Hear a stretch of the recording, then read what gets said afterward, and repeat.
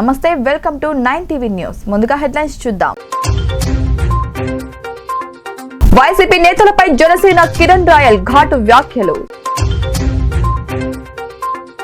నేను వస్తున్నా, బాలకృష్ణ మాటల వెనుక ఆంతర్యం ఏంటి? చంద్రబాబును కలిసిన అనంతరం ఎమోషనల్ అయిన భువనేశ్వరి. వైఎస్ఆర్సీపీ నేతలపై జనసేన నేత కిరణ్ రాయల్ తీవ్ర స్థాయిలో ధ్వజమెత్తారు.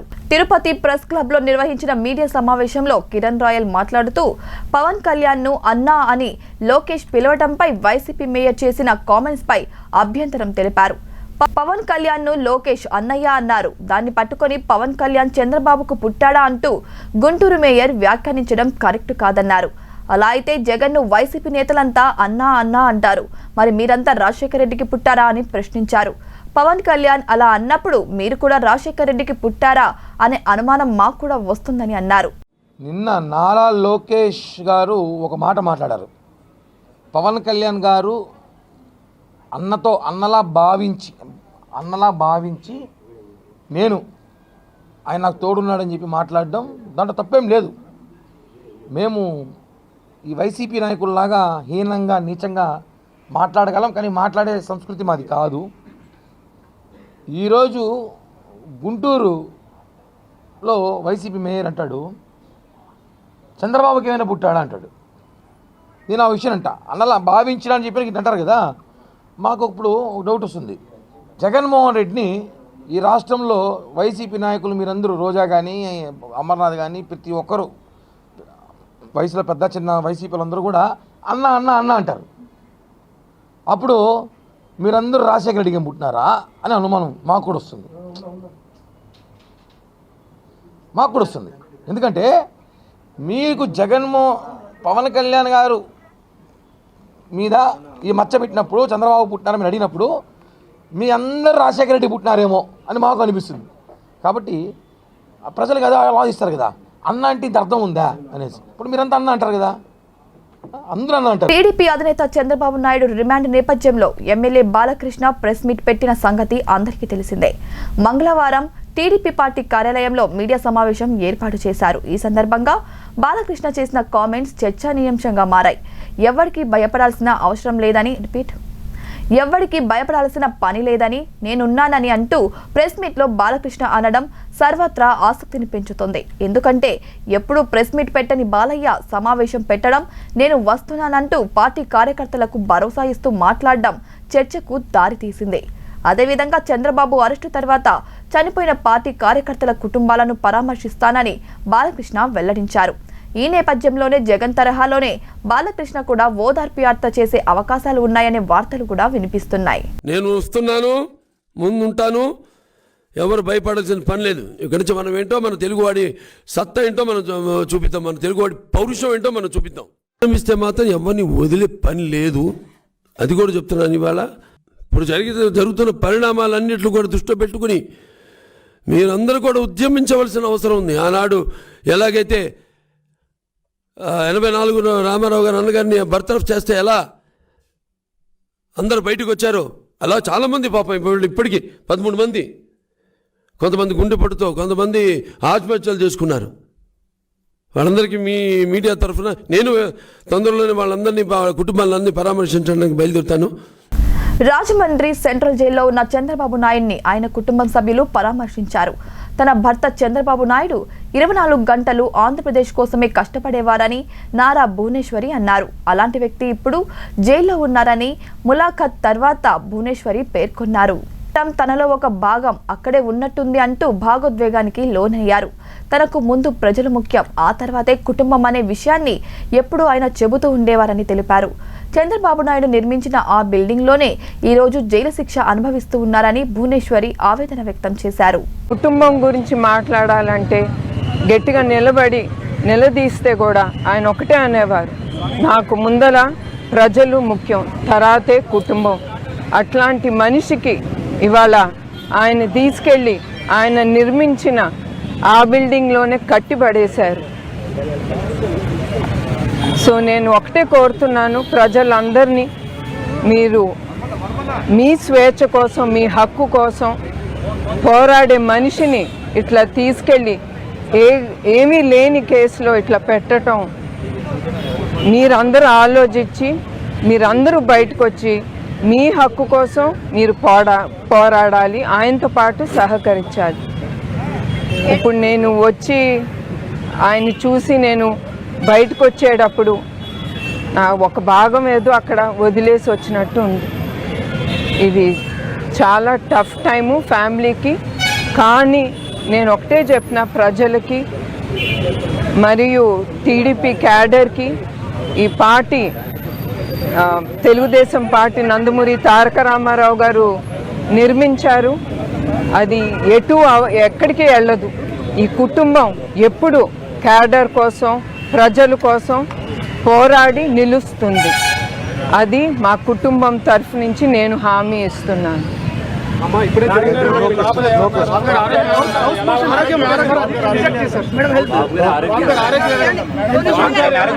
ఎన్టీఆర్ గారి బిడ్డగా బాబు గారి భార్యగా మీరు కనీసం సెక్రటేరియట్ కూడా ఏ రోజు రాలేదు.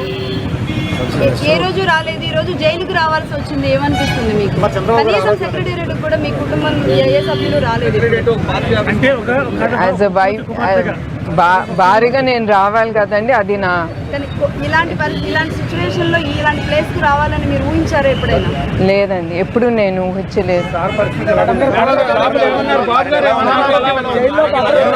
అక్కడ కూడా ఆయన ప్రజల గురించేనండి, ఎట్లా బయటకు వచ్చి ఎట్లా ఆయన ప్రజలు సేవ చేయాలని తప్ప ఆయన ఆరోగ్యం గురించి అడిగితే నేను బాగున్నాను, మీరేం వరి అవ్వద్దు అంటారండి. మాజీ ముఖ్యమంత్రి చంద్రబాబు స్కిల్ డెవలప్మెంట్ కేసులో అరెస్ట్ అయి రాజమహేంద్రవరం సెంట్రల్ జైల్లో ఉన్న సంగతి అందరికీ తెలిసిందే. ఈ క్రమంలో చంద్రబాబుకు మంచి జరగాలని కోరుతూ విజయవాడ టీడీపీ ఎంపీ కేశినేని నాని పూజలు నిర్వహిస్తున్నారు. దేవభూమి ఉత్తరాఖండ్ లో యాగం నిర్వహించారు.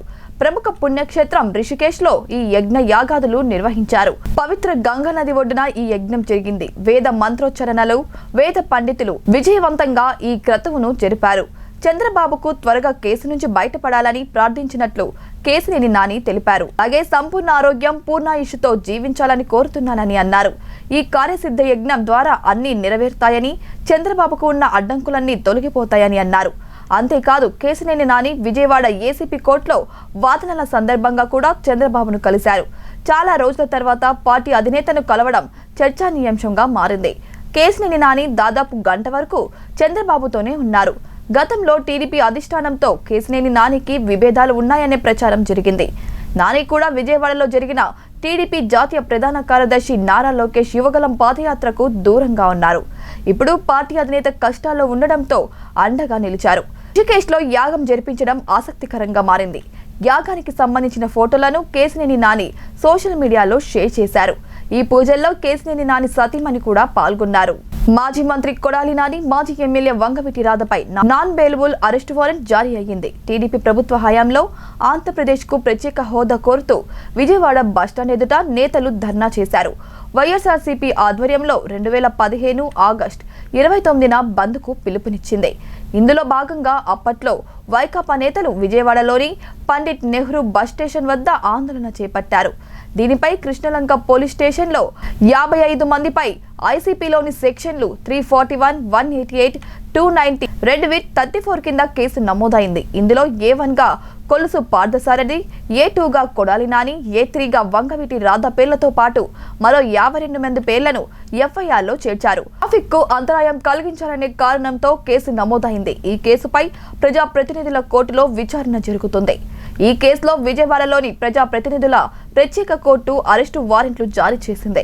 విచారణకు హాజరు కాకపోవడంతో న్యాయమూర్తి అరెస్టు వారెంట్ జారీ చేశారు. కొడాలి నాని, పార్థసారథితో పాటు వంగవీటి రాధాకు కూడా అరెస్టు వారెంట్ జారీ అయ్యింది.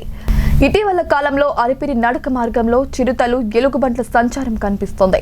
దీంతో అటవీశాఖ కీలక ప్రతిపాదనల్ని తెరపైకి తెచ్చింది. అలిపిరి తిరుమల నడక మార్గంలో భక్తుల కోసం ఎలివేట్, ఫుట్ పాత్తో పాటు జంతువులు సులభంగా నడకదారిని దాటేందుకు ఓవర్ పాస్ల నిర్మాణంపై ఫోకస్ పెట్టారు. దీనిపై సాధ్యాసాధ్యాలు పరిశీలించేందుకు ప్రత్యేక కమిటీ ఏర్పాటు చేసినట్లు AP principal CCFO Madhusudan Reddy తెలిపారు. ఇటీవల తిరుమల నడక మార్గంలో ఓ బాలుడిపై దాడి, ఆ తర్వాత చిడత దాడిలో లక్షిత మరణంతో అధికారులు అలర్ట్ అయ్యారు. అలిపిరి నడకదారిలో ఎలివేటెడ్ ఫుట్పాత్, జంతువుల నడకదారిలో అటు ఇటు తిరిగేందుకు వీలుగా యానిమల్ ఓవర్ పాస్ నిర్మాణం సాధ్యాసాధ్యాలను అధ్యయనం చేయడానికి కమిటీని ఏర్పాటు చేశారు. Wild life institute of India WWF, హైదరాబాద్కు చెందిన ఐటీ కోడ్ సంస్థ TTD అటవీశాఖ ఆధ్వర్యంలో నిపుణుల కమిటీ అధ్యయనం చేయనుంది. నడకదారి నుంచి 10 నుంచి 20 మీటర్ల పరిధిలో చెట్లు తొలగిస్తే జంతువులు వచ్చినా భక్తులు గుర్తించి తప్పించుకునే అవకాశం ఉంటుందనే అభిప్రాయాన్ని వ్యక్తం చేశారు.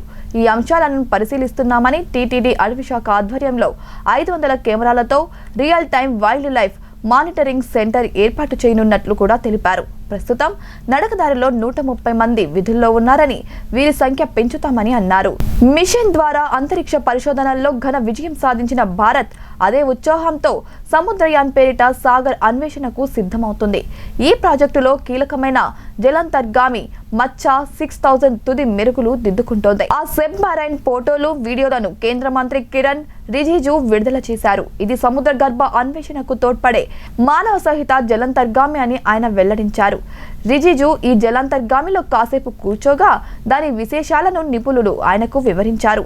సముద్రయాన్ మిషన్ వల్ల సముద్ర గర్భంలోని పర్యావరణానికి ఎలాంటి నష్టం వాటిల్లదని రిజిజు తెలిపారు. సముద్ర గర్భంలో ఉన్న అపార ఖనిజ నిల్వలు, అరుదైన జీవజాలం గురించి పరిశోధనలు చేసేందుకు ఈ మిషన్ తోడ్పడుతుందన్నారు.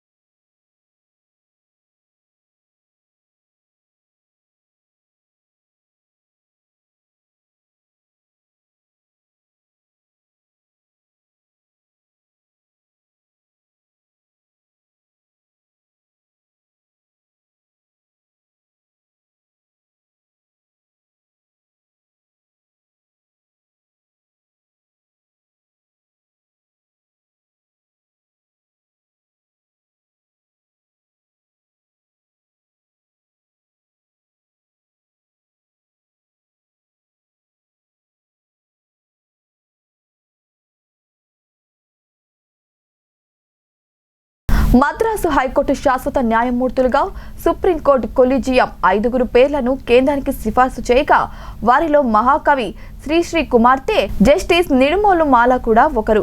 ఆమెతో పాటు మిగతా 5 ప్రస్తుతం మద్రాసు హైకోర్టులో అదనపు న్యాయమూర్తులుగా విధులు నిర్వహిస్తున్నారు. ఈ సిఫార్సులకు కేంద్రం మంగళవారం ఆమోదం తెలిపింది. దీంతో 5 శాశ్వత న్యాయమూర్తులుగా నియామకం ఖరారైంది. జస్టిస్ మాల గత ఏడాదే అడిషనల్ జడ్జిగా నియమితులయ్యారు. ప్రముఖ అభ్యుదయ కవి శ్రీరంగ శ్రీనివాసరావు కుమార్తెను మద్రాసు హైకోర్టు శాశ్వత న్యాయమూర్తిగా నియమిస్తూ కేంద్ర న్యాయశాఖ మంగళవారం ఉత్తర్వులు జారీ చేసింది. సుప్రీంకోర్టు కొలీజియం చేసిన సిఫార్సులను కేంద్రం ఆమోదించింది.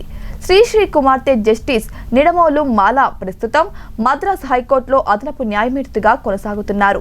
గత ఏడాది మార్చిలో ఆమె అదనపు న్యాయమూర్తిగా బాధ్యతలు స్వీకరించారు. తాజాగా ఆమెకు శాశ్వత న్యాయమూర్తిగా పదోన్నతి లభించింది. మాలతో పాటు అదనపు న్యాయమూర్తులుగా ఉన్న justice AA Nakkiran, justice S Sundar, justice Sundar Mohan Ali, Kumaresh బాబులు అదే కోర్టులో న్యాయమూర్తులుగా నియమితులయ్యారు. రోహిత్ శర్మ వన్డే కెరీర్ ను పరిశీలిస్తే తొలి 6 ఏళ్లు అతడు ఓ సాధారణ ఆటగాడిలా కనిపించాడు. ఎప్పుడైతే ధోని అతన్ని ఓపెనర్ గా ప్రమోట్ చేశాడో అప్పటి నుంచి అతడి ఆట మారింది. ప్రస్తుతం క్రికెట్ లో అత్యుత్తమ ఓపెనర్ అతడే. శ్రీలంకతో జరిగిన సూపర్ 4 మ్యాచ్లో గెలిచిన భారత్ ఆసియా కప్ ఫైనల్ చేరింది. శ్రీలంకతో జరిగిన సూపర్ 4 మ్యాచ్లో గెలిచిన భారత్ ఆసియా కప్ ఫైనల్లోకి చేరింది. నమోదైన ఈ మ్యాచ్లో హాఫ్ సెంచరీ చేసిన ఏకైక బ్యాట్స్మెన్ రోహిత్ శర్మ. వరుసగా 3 హాఫ్ సెంచరీలు బాది ఊపు మీదున్నారు రోహిత్. వన్డేలో 10,000 పరుగులు పూర్తి చేసుకున్నారు. విరాట్ కోహ్లీ తర్వాత వన్డేలో వేగంగా 10,000 పరుగులు పూర్తి చేసుకున్న రెండో బ్యాట్స్మెన్ గా హిట్ మ్యాన్ రికార్డ్ బ్రేక్ చేశారు.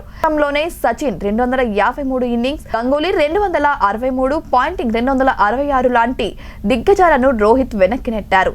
కోహ్లీ 205 ఇన్నింగ్స్ లో 10,000 పరుగులు పూర్తి చేసుకోగా రోహిత్ 241 ఇన్నింగ్స్ లో తీసుకున్నారు. G20 సదస్సులో భాగంగా భారత్ వచ్చిన కెనడా ప్రధానమంత్రి జస్టిన్ ట్రూడోకు ఓ వింత అనుభవం ఎదురైంది. సమావేశాల తర్వాత అతను తిరిగి తన దేశానికి వెళ్లేందుకు ప్రయత్నించారు. కాగా వచ్చిన ఫ్లైట్లో సాంకేతిక సమస్య కారణంగా 2 రోజులు ఇక్కడే ఉండిపోయారు. అంతేకాదు ఇండియా సాయం చేస్తామని చెప్పినా కూడా తిరస్కరించారు. ఇటీవల G20 సమావేశాల్లో భాగంగా కెనడియన్ ప్రధానమంత్రి జస్టిన్ ట్రూడో భారత్ వచ్చారు. అయితే సదస్సు తర్వాత అతను తిరిగి వెళ్లే క్రమంలో అతను వచ్చిన విమానం సాంకేతిక లోపంతో 36 గంటలకు పైగా ఢిల్లీలో చిక్కుకుపోయింది. ఈ అంశంపై స్పందించి భారత ప్రభుత్వం ట్రూడోను వారి దేశానికి తరలించేందుకు భారత అధికారి విమానం ఎయిర్ ఇండియా 1 సేవలను అందిస్తామని చెప్పింది. కానీ అందుకు కెనడా ప్రధాని ఒప్పుకోలేదు. సున్నితంగా తిరస్కరించి తమ దేశం నుంచి వచ్చే మరో ఫ్లైట్ కోసం వేచి చూస్తామని చెప్పారు. ఎయిర్ ఇండియా 1 సేవలను ఇండియా 1 అని కూడా పిలుస్తారు. ఇది భారత వైమానిక దళంచే నిర్వహించబడుతుంది. ఇది ప్రధానంగా భారత రాష్ట్రపతి, ఉపరాష్ట్రపతి, ప్రధానమంత్రి కోసం మాత్రమే ఉపయోగిస్తారు. కానీ అలాంటి విలువైన సేవలను సైతం కెనడా ప్రధాని స్వీకరించలేదు. ఐరాల మండలం కాణిపాక వరసిద్ధి వినాయక స్వామికి హుండీ ద్వారా 1,57,630 లభించినట్లు పాలక మండలి చైర్మన్ మోహన్ రెడ్డి, ఈవో వెంకటేషు తెలిపారు. బుధవారం ఆలయ ఆస్థాన మండపంలో స్థానిక కానుకలను చైర్మన్, ఈవో పర్యవేక్షణ ఆలయ సిబ్బంది లెక్కించారు. ఈ లెక్కింపులో 23 గ్రాముల బంగారం, 1 కేజీ 120 గ్రాముల వెండి, 535 UANCA, 15 ఆస్ట్రేలియా, 33 సింగపూర్ డాలర్లు, 105 మలేషియా రింగిట్స్, 5 ఇంగ్లాండ్ పౌండ్స్ లభించాయి. గో సంరక్షణ హుండీ ద్వారా 6,080 రూపాయలు లభించినట్లు వారు తెలిపారు. ఆలయానికి ఈ ఆదాయం పూర్తిగా 16 రోజుల్లో లభించినట్లు వారు తెలిపారు. ఈ లెక్కింపులో డీఈఓ వెంకట సుబ్బయ్య, ఏఈఓలు ఎస్వి కృష్ణారెడ్డి, రవీంద్రబాబు, హేమమాలిని, హరిమాధవరెడ్డి తదితరులు పాల్గొన్నారు.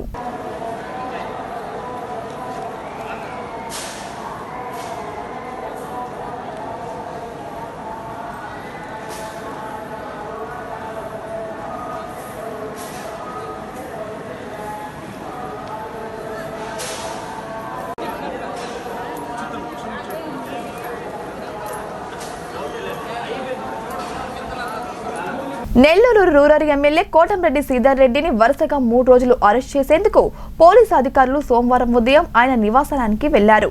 టీడీపీ అధినేత, ప్రతిపక్ష నేత నారా చంద్రబాబు నాయుడు అరెస్టు నేపథ్యంలో ముందు జాగ్రత్త చర్యగా జిల్లా పోలీసు అధికారులు గత 3 రోజులుగా ఆయనను స్థానిక మాగుంట లేఅవుట్లోని ఆయన నివాసానికే పరిమితం చేశారు. రూరల్ ఎమ్మెల్యే నివాసానికి సమీపంలో ఉన్న రహదారుల్లో బాలికేట్లను ఏర్పాటు చేసి రాకపోకలను పూర్తి స్థాయిలో నియంత్రించారు. నెల్లూరు నగర రూరల్ నియోజకవర్గం నుంచి టీడీపీ నేతలు, కార్యకర్తలు చివరకు మీడియాను సైతం ఆ ప్రాంతంలోకి రాకుండా పూర్తిగా నిషేధాలు అమలు చేశారు. ప్రభుత్వం ఆదేశాలు పాటించాల్సిందే, నేను కాదన్ను. మీ మీద నాకు ఎలాంటి బాధ లేదు, దయచేసి అర్థం చేసుకోండి. కానీ నేనేమంటానంటే, నా ఒక్కడి కోసం మొత్తం మాగుంట లేఅవుట్లో కొన్ని 100 కుటుంబాలని ఇబ్బంది పెట్టడం ఎందుకు? ఇప్పుడు మీరు నా ఇంటి వరకు అయితే పర్వాలేదు, నా ఇంట్లోకి ఎవరిని రానికపోతుంది, ఆఖరాకి నా వ్యక్తిగత సిబ్బందిని పనిచేసిన రానికపోతుంది. వీళ్ళంతా రాత్రి ఎక్కడ కొనుక్కున్నారు, కనీసం నాకు తోడు ఉన్నారు ఇక్కడ అని చెప్పేసి. లేకపోతే 4 గంటల నుంచే మీరు ఎవరిని రాని పరిస్థితి. 2, నా కోసం ఎంటైర్ మాగుంట లేఅవుట్ బ్లాక్ చేసి కొన్ని 100 కుటుంబాలు సఫర్ అవుతున్నాయి. అంటే ఇప్పుడు మాగుంట లేఅవుట్ లో అన్ని పక్కల బ్లాక్ చేస్తే మొత్తం పోలీసులు పెడుతుంది, ఎవరింటికి పోతున్నా ఏడికి అడుగుతుంటారు, వాళ్ళు ఇబ్బందులు పడుతుంటారు. నా కోసం మాగుంట లేఅవుట్ లో కొన్ని 100 కుటుంబాలని ఇబ్బంది పెట్టేందుకు మీ ఉన్నతాధికారులతో మాట్లాడండి. నేను రమ్మంటే నేనే పోలీస్ స్టేషన్కి వస్తాను. మీకు నచ్చిన పోలీస్ స్టేషన్లో పెట్టుకోవడం నాకు అభ్యంతరం లేదు. ఇంకా ఏదైనా గవర్నమెంట్ ఇంకా హ్యాపీగా ఫీల్ అవుతుంది అనుకుంటే మీరు లాకప్లో అరెస్ట్ చేసినా నాకే అభ్యంతరం లేదు. మీరు లాకప్లో అరెస్ట్ చేసినా కూడా నాకే అభ్యంతరం లేదు. మిమ్మల్ని అర్థం చేసుకుంటా, మీదేం లేదు దీంట్లో, ఓన్లీ గవర్నమెంట్ ఇన్స్ట్రక్షన్స్ అంతే. బట్ నా కోసం మౌంట్ లేఅవుట్ లో కొన్ని 100 కుటుంబాలను ఇబ్బంది పెట్టడం కరెక్ట్ కాదు కదా. మీరు ఆఫీస్కి వెళ్దాం, ఆఫీస్లో అరెస్ట్ చేసుకున్నప్పుడు ఎవరికే బాధ లేదు, నా వల్ల జనంకి ఏ సమస్య లేదు, మీకు హైర్ అఫీషియల్స్ కాడి నుంచి గవర్నమెంట్ నుంచి ఇబ్బంది ఉండదు. అట్లా కాదనుకున్నప్పుడు లేదు పోలీస్ స్టేషన్కి వస్తా, అది కూడా పోర్టోనే పోలీస్ స్టేషన్ అని చెప్తాం. పోర్టోనో వేలాయపడడం, నెల్లూరు జిల్లాలో మీరు ఏ పోలీస్ స్టేషన్ అన్నా నాకు అభ్యంతరం లే. కావాలంటే పోలీస్ స్టేషన్ కానీ నేను ఉంటే నా కోసం ఎవరు కూడా రాబడలే. కారణం ఏంటంటే దానివల్ల ప్రజలకి ఏం ఇబ్బంది ఉండదు, దానివల్ల చుట్టుపక్కలకి. దయచేసి అర్థం చేసుకోండి. లేదు మీ పొలిటికల్ గవర్నమెంట్ హ్యాపీగా ఫీల్ అవుతుందంటే మీకు లాకప్ లో పెట్టే నాకు అభ్యంతరం. నా కోసం కొన్ని వందల కుటుంబాలు ఇబ్బంది పెట్టకండి. మీ హైరస్ చేస్తూ మాట్లాడండి, దాని గురించి ఇష్యూ మీరు అప్పుడు నోటీస్ తీసుకోండి. మీరు నోటీస్ తీసుకుంటే మీకు ఉండాల్సిందే సాయంత్రం తప్పులేదు. నేను ఒకటి నేను మళ్ళీ చెప్తాను, నేను మీకు కోఆపరేట్ చేస్తాను. మీ మీద నాకు ఎలాంటి బాధ లేదు. గవర్నమెంట్ మినిస్ట్రక్షన్స్ నా రిక్వెస్ట్ ఆలోచించి, ఇది నా డిమాండ్, ఓన్లీ రిక్వెస్ట్. నా రిక్వెస్ట్ ఏంటంటే చెప్పండి ఎస్పీ గారికి, సార్ ఎమ్మెల్యే గారి వల్ల ఎమ్మెల్యే గారికి ఇంట్లో ఇప్పుడు హౌస్ అరెస్ట్ అంటే ఏం చేస్తే గారు ఇంట్లో ఉండి బయట రాయకుండా, అంతేకాని బయట నుంచి ఇంట్లోకి ఎవరైనా వస్తుంటే వాళ్ళనే అడ్డుకుంటుంటారు. నా పిఎల్ని ఆపుతారు, నా ఇంట్లో పనిచేసే స్టాఫ్ని ఆపుతారు, వ్యక్తిగత సిబ్బందిని ఆపుతారు. ఇది ఎంతో కరెక్ట్. ఇది కాకుండా ఎంటైర్ మామూలు లేఅవుట్ అన్ని వీధులు బ్లాక్ చేసి ఇదేదో యుద్ధ వాతావరణం మాదిరిగా పోలీసు వాహనాలు పెట్టి అందరినీ ప్రశ్నిస్తుంటారు. నా కోసం మాగుంట లేఅవుట్ లో కొన్ని వందల కుటుంబాలని ఇబ్బంది పెట్టడం నాకు ఇష్టం లేదు. కాబట్టి నా స్టేషన్ అరెస్ట్ చేయండి, నేనేం కాదంటున్నా, నేను మీకు కోఆపరేట్ చేస్తా. లేదు మీరు లాకప్ లో పెట్టినా కూడా నాకే అభ్యంతరం లేదు. మీరు గవర్నమెంట్ చెప్పినట్టు చేయాలి, మీరేం చేయలే పరిస్థితి. లేదా ఆఫీసులో కూర్చుంటే ఎవరికే సమస్య ఉండదు, మాగుంట లేఅవుట్ వాళ్ళకి ఇబ్బంది ఉండదు. అక్రమంగా అరెస్టైన చంద్రబాబు నాయుడు మచ్చ లేకుండా బయటకు వస్తారు, దాంట్లో ఎటువంటి సందేహం లేదు. ప్రజలు మరియు పార్టీ శ్రేణులందరూ సంయమనం పాటించవలసిందిగా కోరుచున్నానని, ఇప్పటికే దాదాపుగా 13 మంది తెలుగుదేశం పార్టీ సైనికులను కోల్పోయామనే ఆందోళనతోనూ గుండెపోటుతోనూ మరణిస్తున్న వారి కుటుంబాలు క్షోభపడతాయి. దయచేసి ఎవరు ఆందోళన చెందకండి. రాబోయే రోజుల్లో ఈ రాష్ట్ర భవిష్యత్తు కోసం ఖచ్చితంగా చంద్రబాబు నాయుడు ముఖ్యమంత్రి అవుతారు. ఆయన్ని ముఖ్యమంత్రిని చేసుకోవడానికి మనమంతా సిద్ధం కావాలని మాజీ మంత్రి కెఎస్ జవహర్ అన్నారు. ఆంధ్రప్రదేశ్లో ప్రజాస్వామ్యం పరిరక్షించబడాలంటే ప్రజలు ముందుకు రావాల్సినటువంటి అవసరం ఉంది. చంద్రబాబు నాయుడు గారు చేస్తున్నటువంటి యాగంలో ఆ యాగం భగ్నం చేయడం కోసం పోలీసులను ఉపయోగించి ఏదైతే స్కిల్ డెవలప్మెంట్ కేసు పెట్టారో దాని నుంచి చంద్రబాబు నాయుడు గారు మచ్చ లేకుండానే బయటకు వస్తారు. దానిలో ఎటువంటి సందేహం కూడా లేదు. శ్రేణులందరూ కూడా సంయమనం పాటించాల్సినటువంటి పరిస్థితి. ఎందుకంటే ఇప్పటికే దాదాపుగా 13 మంది తెలుగుదేశం పార్టీ సైనికుల్ని కోల్పోయాం. ఆందోళనతోనూ అదేవిధంగా గుండెపోట్లతోనూ మరణిస్తున్న వారి కుటుంబాలు క్షోభపడతాయి. అదేవిధంగా ఎవరు ఆందోళన చెందాల్సినటువంటి అవసరం లేదు. రాబోయే రోజుల్లో ఖచ్చితంగా ఈ రాష్ట్ర భవిష్యత్తు కోసం చంద్రబాబు నాయుడు గారిని ముఖ్యమంత్రి చేసుకోవడానికి ప్రజలు సంసిద్ధంగా ఉన్నారు. అంతేకాకుండా ప్రజాస్వామ్యాన్ని పరిరక్షించే బాధ్యత కూడా ప్రజలు స్వచ్ఛందంగా తీసుకోవడం అనేది ఈ మధ్యకాలంలో ఏ రోజు కూడా చూడలే. స్వచ్ఛందంగా బంద్లో పాల్గొంటా ఉన్నారు, స్వచ్ఛందంగా ప్రజలు బయటకు వస్తా ఉన్నారు. ప్రజాస్వామ్య పరిరక్షణ కోసం నడుంబిగించినటువంటి పరిస్థితుల్లో తెలుగుదేశం పార్టీ కార్యకర్తలని, నాయకుల్ని ఈ యొక్క ఆందోళన. రాజమహేంద్రవరం జైలులో చంద్రబాబు నాయుడుతో కుటుంబ సభ్యులు ములాఖాత్ అయ్యారు. స్కిల్ డెవలప్మెంట్ స్కామ్ కేసులో అరెస్ట్ అయి రాజమండ్రి జైలులో ఉన్న చంద్రబాబును మంగళవారం ఆయన సతీమణి నారా భువనేశ్వరి, లోకేష్, బ్రాహ్మణులు కలిశారు.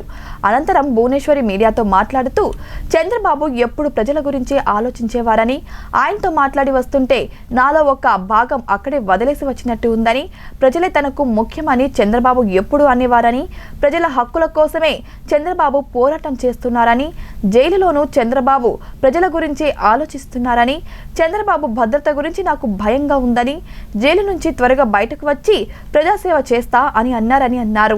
ఎన్టీఆర్ స్థాపించిన తెలుగుదేశం పార్టీ ఎటూ వెళ్లలేదు. ప్రజలు, క్యాడర్ కోసం టీడీపీ పోరాడుతోంది. మా కుటుంబం తరపున నేను హామీ ఇస్తున్నా. తప్పుడు కేసులో ఆయన కట్టించిన జైలు భవనంలోనే ఆయన్ను కట్టిపడేశారు. ఏమీ లేని కేసులో చంద్రబాబును వేధిస్తున్నారు. ప్రజలు దీనిపై ఆలోచించాలని ఆమె అన్నారు. కుటుంబం గురించి మాట్లాడాలంటే గట్టిగా నిలదీస్తే కూడా ఆయన ఒకటే అనేవారు, నాకు ముందర ప్రజలు ముఖ్యం, తర్వాతే కుటుంబం. అట్లాంటి మనిషికి ఇవాళ ఆయన తీసుకెళ్ళి ఆయన నిర్మించిన ఆ బిల్డింగ్లోనే కట్టిపడేశారు. సో నేను ఒకటే కోరుతున్నాను ప్రజలందరినీ, మీరు మీ స్వేచ్ఛ కోసం, మీ హక్కు కోసం పోరాడే మనిషిని ఇట్లా తీసుకెళ్ళి ఏమీ లేని కేసులో ఇట్లా పెట్టడం, మీరందరూ ఆలోచించి మీరందరూ బయటకు వచ్చి మీ హక్కు కోసం మీరు పోరాడాలి, ఆయనతో పాటు సహకరించాలి. ఇప్పుడు నేను వచ్చి ఆయన్ని చూసి నేను బయటకు వచ్చేటప్పుడు నా ఒక భాగం ఏదో అక్కడ వదిలేసి వచ్చినట్టు ఉంది. ఇది చాలా టఫ్ టైము ఫ్యామిలీకి, కానీ నేను ఒకటే చెప్పిన ప్రజలకి మరియు టీడీపీ క్యాడర్కి ఈ పార్టీ తెలుగుదేశం పార్టీ నందమూరి తారక రామారావు గారు నిర్మించారు. అది ఎక్కడికి వెళ్ళదు. ఈ కుటుంబం ఎప్పుడు క్యాడర్ కోసం ప్రజల కోసం పోరాడి నిలుస్తుంది. అది మా కుటుంబం తరఫు నుంచి నేను హామీ ఇస్తున్నాను.